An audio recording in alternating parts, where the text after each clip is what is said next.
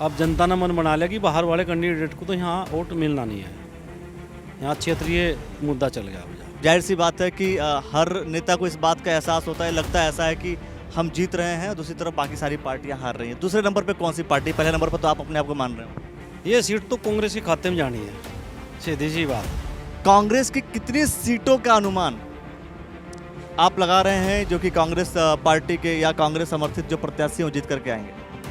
देखिए बात यह है, जितने भी व्यक्ति मैदान में हैं कोई अपने को कमजोर नहीं मानता। जिससे भी आप बात करोगे वो यही कहेगा मैं जीत रहा हूँ। सब पार्टियाँ चाहते कि अध्यक्ष हमारा बने, लेकिन मैं अध्यक्ष के बारे में निर्णय ले सकता फिलहाल। मैं फिलहाल सदस्य की बात करूँ, अध्यक्ष की बात बड़ी बात मैं नहीं करूँगा। पहले बात हो रही थी टिकट की, टिकट मिल गया और अब बात होगी चुनाव लड़ने की।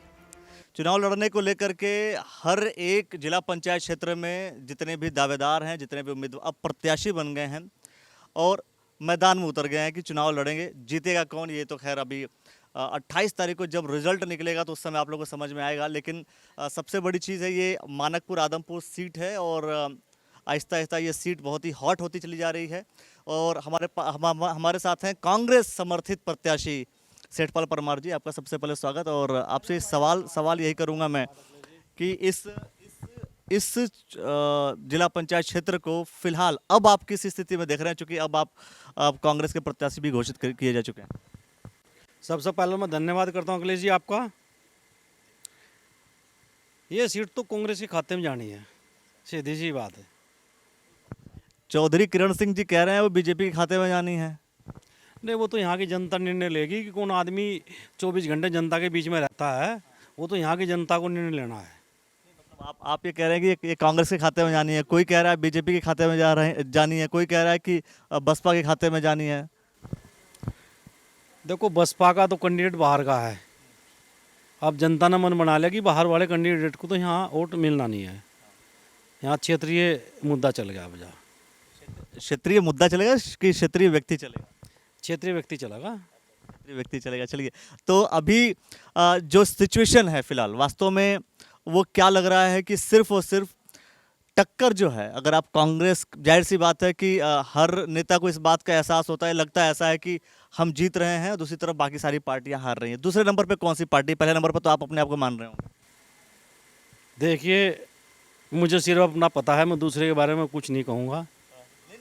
फिर भी एक तो होता है कि मुकाबला इससे है कि नहीं, देखो मैं नहीं कह पाऊँगा, मुझे सिर्फ अपना पता है। तो आप कौन से नंबर पे हैं? मैं तो पहले नंबर पर हूँ।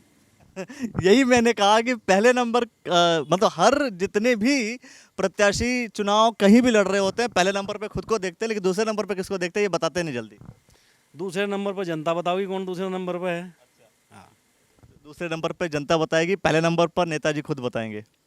चलिए, अच्छा एक चीज़ है कि कांग्रेस की कितनी सीटों का अनुमान आप लगा रहे हैं जो कि कांग्रेस पार्टी के या कांग्रेस समर्थित जो प्रत्याशी हैं वो जीत करके आएंगे?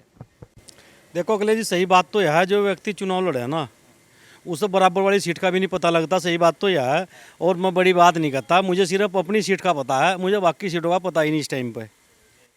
ये भी अच्छा है कि आपको अपने क्षेत्र का पता हो, तो ये भी नेता के लिए अच्छा होता है, लीडरशिप के लिए अच्छी होती है और गांव वालों के लिए अच्छा होता है कि हम आपकी अपनी सीट का ही पता होना चाहिए। अच्छा, जो एक बार हमारी आपसे बात हुई थी मुद्दों को लेकर के कि मुद्दों को लेकर के हम जा रहे हैं और लेकिन आप जो है दूसरे किसी भी व्यक्ति का जिक्र जब मैं कर रहा हूँ, मैं कह रहा हूँ कि अगर किरण सिंह जी क्या कह रहे हैं, तो किरण सिंह जी वो कह रहे हैं कि वो जीत रहे हैं, तो उनके ऊपर भी विश्वास नहीं है आपको कि हाँ वो उनसे आपका मुकाबला होगा या सुभाष वर्मा जी से मुकाबला होगा? देखिए बात यह है, जितने भी व्यक्ति मैदान में हैं कोई अपने को कमजोर नहीं मानता। जिससे भी आप बात करोगे वो यही कहेगा मैं जीत रहा हूँ।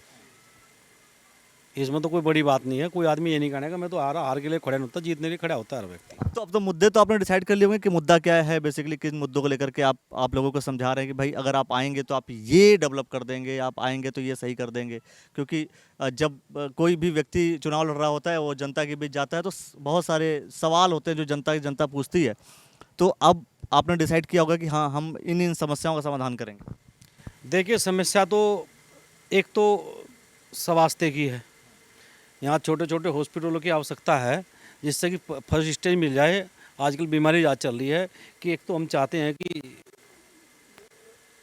2-2 3-3 गांव के बीच में एक हॉस्पिटल खुले जिससे वहाँ नज़दीक जो है उन्हें उनका इलाज हो सके। दूसरा मामला हमारा है कि सौंदर्यीकरण का, जैसे हर गांव में तालाब हैं, बरसात का पानी और कुछ ये वैसा ही पानी बोरिंगों का ज़्यादा रहता है, उससे ओवरफ्लो हो जाते हैं। ये एक तो इनकी पिचिंग विचिंग हो और उन पर चारों तरफ पेड़ वेड़ लगे, सुंदरता गांव की बनेगी और पानी की भरपाई होगी वहाँ। चलिए अध्यक्ष को लेकर के एक सवाल मैं कर लेता हूं, क्योंकि मेरी आदत है कि मैं कभी न कभी अध्यक्ष को लेकर के सवाल जरूर कर लेता हूं। सवाल ये है कि अध्यक्ष किस पार्टी का बनने के चांस दिख रहे हैं? देखिए बात वैसे तो यह मैं बड़ी बात कहता नहीं, और अध्यक्ष की बात तो बाद में होगी 28 के बाद में। बट फिर भी 28 के बाद तो होगी, लेकिन कहीं ना कहीं ये चीज़ होती है कि हाँ अध्यक्ष जो है इस पार्टी का बनेगा, इस पार्टी का बनेगा। सब पार्टियाँ चाहते कि अध्यक्ष हमारा बने, लेकिन मैं अध्यक्ष के बारे में निर्णय ले सकता फिलहाल। मैं फिलहाल सदस्य की बात करूँ, अध्यक्ष की बात बड़ी बात मैं नहीं करूँगा। अच्छा, अगर मान लीजिए कि कभी बोर्ड बनाने की बात आएगी तो कांग्रेस का समर्थन या कांग्रेस किसको समर्थन लेगी या देगी, अगर हम बात करें तो वो किसका लेगी और किसको समर्थन दे सकती है? वो हमारे शीर्ष नेता बताएंगे इस बारे में, उसमें मैं कुछ नहीं कह सकता, कुछ नहीं कह सकता। चलिए, ये अध्यक्ष को लेकर के भी बातें करेंगे, लेकिन जब भी मैं जिला पंचायत सदस्यों से बात कर रहा हूँ, जिला पंचायत सदस्य का जो व्यक्ति चुनाव लड़ रहा है उनसे अगर मैं चर्चा कर रहा हूँ, किसी भी क्षेत्र की अगर हम बात करें तो जाहिर सी बात है सबसे पहला फोकस ये है कि पहले अपना क्षेत्र जीते, इसके बाद डिसाइड होगा कि अध्यक्ष कौन बनेगा, किस पार्टी का बनेगा। लेकिन आपकी जानकारी के लिए बता देता हूँ कि पिछली बार 3 सदस्य भारतीय जनता पार्टी जीत करके आए थे, सरकार भारतीय जनता पार्टी की थी और भारतीय जनता पार्टी का बोर्ड बना। ये चुनाव में किस तरीके से होता है, कैसे होता है, इन सब चीज़ों को लेकर के भी बहुत सारी बातों को लेकर के हम आपके सामने आएंगे और बताते रहेंगे कि आखिर इस पूरे जिला पंचायत चुनाव में कौन कौन सी परिस्थितियां किस तरीके से बन रही हैं। पूरे 44 सीटों का आकलन भी हम आपको बताएंगे और ये सभी जानकारी आपको इसी प्लेटफॉर्म पर मिलेंगी। देखते रहिए द न्यूज़ वाला नेटवर्क। बहुत बहुत धन्यवाद। धन्यवाद सर। प्रधान पद के उम्मीदवार से लेकर अध्यक्ष पद के दावेदार तक अब दावेदार आएंगे और आपको सपने दिखाएंगे। गांव की पगडंडी से लेकर हवाई जहाज की सैर कराएंगे और हम सुनाएंगे आपको उन दावेदारों की असली कहानी और आप बताएंगे अपना हाल अपनी जुबानी। तो हो जाइए तैयार, द न्यूज़ वाला नेटवर्क आ रहा है आपके गली, आपके मोहल्ले, आपके द्वार। ऐसे ही द्वार द्वार होकर हम आपको घुमाएंगे पूरा हरिद्वार। हरिद्वार के जिला पंचायत चुनाव में कौन कौन है जीत कर आने वाला, ये सब जानने के लिए देखते रहिए द न्यूज़ वाला।